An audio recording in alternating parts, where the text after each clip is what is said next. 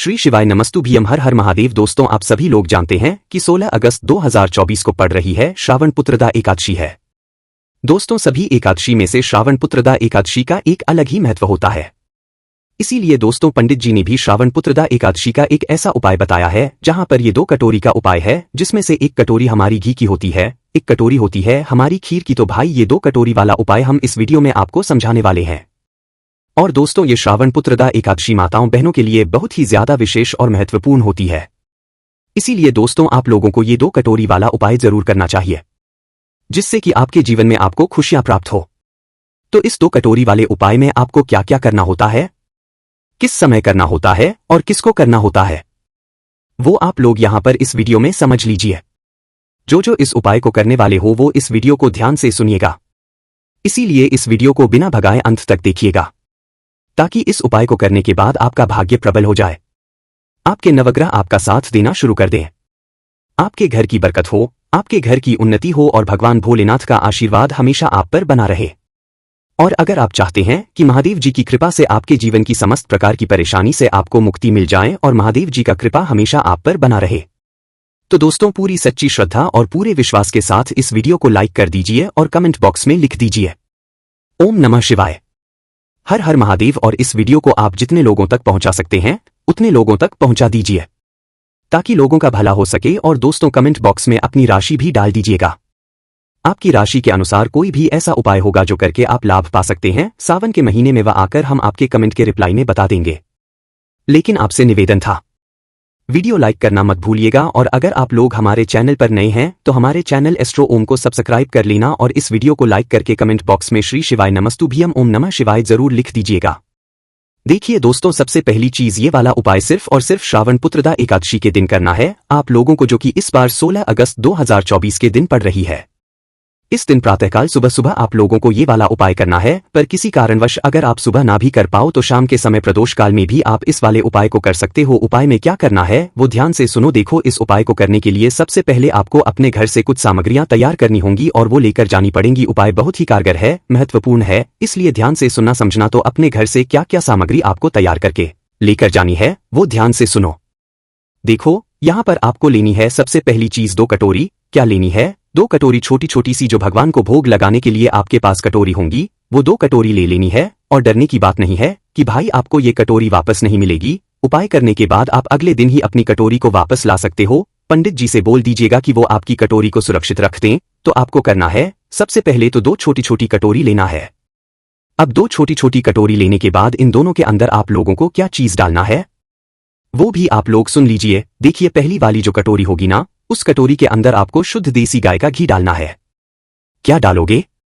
शुद्ध देसी गाय का घी डालोगे। उस पहली वाली कटोरी के अंदर मिलावटी घी मत डालना, वरना फिर उपाय काम नहीं करेगा। थोड़ा सा ढूंढना, मेहनत करना और शुद्ध देसी गाय का घी डालकर मतलब ढूंढकर आप इस कटोरी के अंदर डाल देना। ये हमारी पहली कटोरी के अंदर आपने घी डाल दिया। अब दूसरी की बात करें तो दोस्तों, इसके अंदर डलेगी खीर।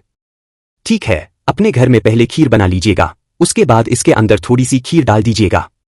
अब सबसे बड़ा प्रश्न निकल कर आएगा कि भाई, एकादशी के दिन तो खीर बनती ही नहीं है, चावल की तो हम ग्रहण कर ही नहीं सकते हैं, तो हम चावल की खीर कैसे बनाएं और कैसे डालें इसके अंदर? तो दोस्तों, हम यहां पर ये नहीं कह रहे हैं कि आप चावल की खीर डालो।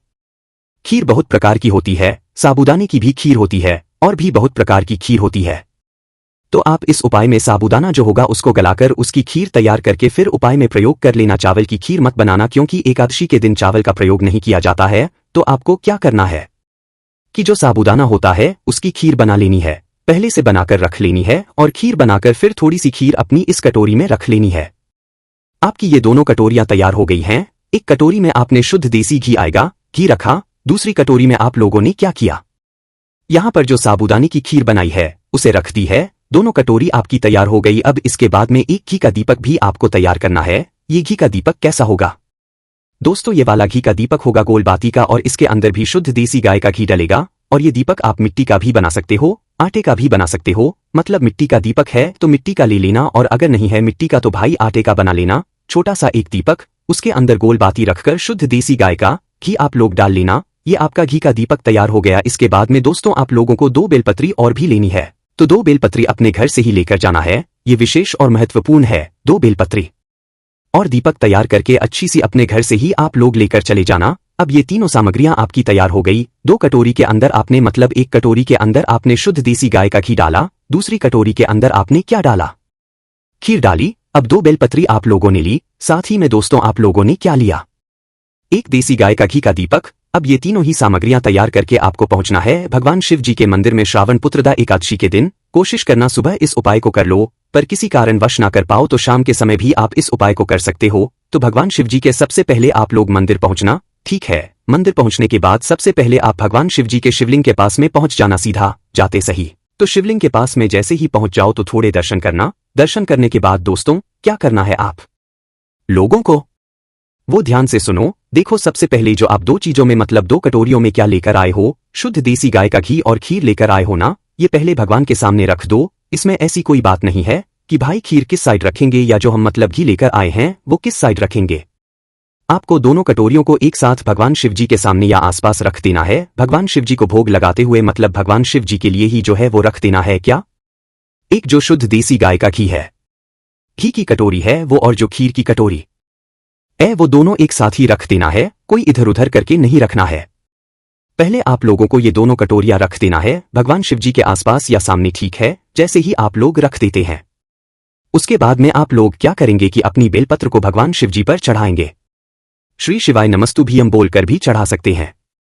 तो दोनों जो बेलपत्री हैं वो एक एक करके भगवान शिव जी पर आप लोग चढ़ा देना। ये दोनों एक साथ भी चढ़ा सकते हो, पर चढ़ाना शिवलिंग के ऊपर ही है। तो शिवलिंग के ऊपर आप जैसे ही इन दोनों ही बेलपत्र को चढ़ा देते हो तो दोस्तों इसके बाद आप लोगों को क्या करना है कि भगवान शिव जी की जो शिवलिंग होगी, शिवलिंग से शिव जी की मंदिर की चौखट तक आप लोगों को आ जाना है। और चौखट पर आने के बाद दोस्तों अभी आप अपने बेलपत्र को चढ़े रहने देना, दोनों कटोरियों को भी शिवलिंग के पास में रखे रहने देना। बस आप आ जाना अपना वह घी का दीपक उठाकर जो अपने घर से तैयार करके लेकर आए हो, इसको लेकर भगवान शिव जी की चौखट पर। चौखट पर आने के बाद दोस्तों आप भगवान शिव जी की कोई भी एक साइड की चौखट देखना जरूरी नहीं है, उल्टा हाथ सीधा हाथ भगवान शिव जी की जो जिस साइड भी आप चौखट देखो वही उस साइड पर एक दीपक आप लोग वहां पर बैठकर लगा देना, खड़े होकर मत लगाना। एक जो दीपक आप तैयार करके लेकर आए हो वो भगवान शिव जी के मंदिर की चौखट पर लगाना।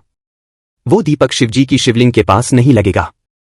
पहले आपने सामग्रियां चढ़ा दी, चढ़ाने के बाद फिर उस दीपक को उठाकर लाना है भगवान शिव जी के मंदिर की चौखट पर आप लोगों को जला देना है। या तो आप चाहो तो उल्टे हाथ पर भी लगा सकते हो, तो सीधे हाथ पे भी जला सकते हो, पर मंदिर के बाहर जाकर दीपक नहीं लगाना है। मंदिर के अंदर ही रहते हुए आप लोगों को भगवान की चौखट पर ये वाला दीपक जला देना है। अब दीपक जैसे ही जल जाता है तो आपको वापस से शिव जी के पास में आना है, शिव जी के दर्शन करना है, 2 मिनट बैठना है, भगवान को निहारना है, श्री शिवाय नमस्तुभ्यम का जाप करना, भगवान से प्रार्थना करना है। कुछ समय ऐसे ही आप लोगों को प्रार्थना करते रहना है। 2 से 5 मिनट तक आपको भगवान के पास में बैठे रहना है। तो 2 से 5 मिनट जैसे ही हो जाए आप भगवान के नाम का जाप करते रहें, आप उनसे प्रार्थना करते रहें। उसके बाद में जैसे ही 2 से 5 मिनट हो जाते हैं तो आपको क्या करना है वो ध्यान से सुनो। वहां से उठना है। उठने के बाद जो आपने भगवान शिव जी की शिवलिंग के ऊपर 2 बेलपत्र चढ़ाई हुई है, उन दोनों बेलपत्रों को भगवान का आशीर्वाद स्वरूप समझकर से आशीर्वाद लेते हुए उन दोनों ही बेलपत्र को उठा लो। एक को नहीं उठाना है, जो आप दोनों अभी जो आपने दोनों बेलपत्र चढ़ाई हैं उन दोनों ही बेलपत्रों को उठा लो। दोनों बेलपत्र को उठाने के बाद सीधा आ जाओ आप भगवान शिव जी की चौखट पर जहां पर आपने दीपक रखा हुआ है, और चौखट पर आकर ही आप लोग बैठ जाओ। आपको सीधा मंदिर से बाहर नहीं निकलना है। इन दोनों बेलपत्रों को लेने के बाद पहले दोनों बेलपत्रों को लेने के बाद आपको भगवान शिव जी के मंदिर की चौखट पर आना है, चौखट पर ही बैठ जाना है, मंदिर के बाहर मत निकलना। चौखट पर जैसे ही बैठ जाते तो भगवान शिव जी की तरफ अपना मुख कर लेना, भगवान शिव जी को देखते रहना और दोनों में से कोई भी एक बेलपत्र लेना और एक बेलपत्र को आप उसी चौखट पर बैठकर भगवान शिव जी के मंदिर में बैठकर ही अपने मुंह में चबा चबा कर खा जाना। देखो ना उसे लेना ना कुछ करना। पंडित जी ने बोला है कि इस बेलपत्र को आप चबा चबा कर खाना, श्री शिवाय नमस्तुभ्यम बोलना और चबा चबा कर अपनी इस पहली वाली बेलपत्र को भगवान शिव जी के मंदिर की चौखट पर बैठकर खाना। उसके बाद में दोस्तों जैसे ही आप लोग उस बेलपत्र को खा लो तो भगवान शिव जी के चौखट से उठ जाना और फिर भगवान के दर्शन करके आप लोग अपने घर पर वापस जा सकते हो। अपनी एक बेलपत्र को बचाकर अपने घर आप लोग लेकर आ जाना, ठीक है। तो जैसे ही आप लोग अपने घर पर आ जाते हो तो आपके जो पति होंगे आपको उनको क्या करना है, जो आप अपने साथ में एक बेलपत्र बचाकर लाए हुए हैं ना, इस बेलपत्र को आपको उनको खिला देना है। श्री शिवाय नमस्तुभ्यम भगवान शिव जी का नाम जाप करते हुए वो भी उन्हें भी चबा चबा कर खाना है। जरूरी नहीं है कि वो भी मंदिर आए। इस उपाय को पूरा करने के लिए बस आप आ जाए मंदिर और आप बेलपत्र को शिवजी के मंदिर की चौखट पर बैठकर खा लें। उसके बाद जो दूसरी वाली बेलपत्र होगी वो भगवान शिवजी के मंदिर से निकलकर घर पर पहुंचकर अपने पति जो हैं उनको खिला दीजिए। वो भी चबा चबा कर इस बेलपत्र को खा लें और भगवान से प्रार्थना कर लें। तो बस दोस्तों, यहाँ पर ये वाला उपाय पूर्ण हो जाता है। आप इस उपाय को करने से क्या होता है दोस्तों, जिस भी माताओं बहनों को गर्भ से जुड़ी हुई किसी भी प्रकार की दुख और समस्या रहती है या संतान की प्राप्ति नहीं होती है, लंबे समय से वो बहुत ज्यादा निराश रहते हैं, तो भाई उनके लिए ये श्रावण पुत्रदा एकादशी बहुत ज्यादा महत्वपूर्ण होती है। और ये वाला उपाय भी बहुत ही ज्यादा बड़ा होता है। आप जरूर करके देखिएगा, आपको इस उपाय को करने से जरूर फल की प्राप्ति होगी। बाकी दोस्तों, इस उपाय को करने में अगर आपको कोई भी दिक्कत, समस्या या परेशानी आती है तो आप हमसे कमेंट करके पूछ सकते हैं। और ये वाला उपाय सिर्फ और सिर्फ माताएं बहनें ही करेंगी। बस पति को जो है वो एक बेलपत्र आप लोगों को खिलाना है। उपाय को सही करना, आप लोगों को जरूर खुशियां प्राप्त होंगी। भगवान शिव जी के आशीर्वाद से आपको कोई भी दिक्कत, समस्या, परेशानी नहीं देखने को मिलेगी। बस आप देव आदि देव महादेव पर विश्वास रखना। श्री शिवाय नमस्तुभ्यम। हर हर महादेव।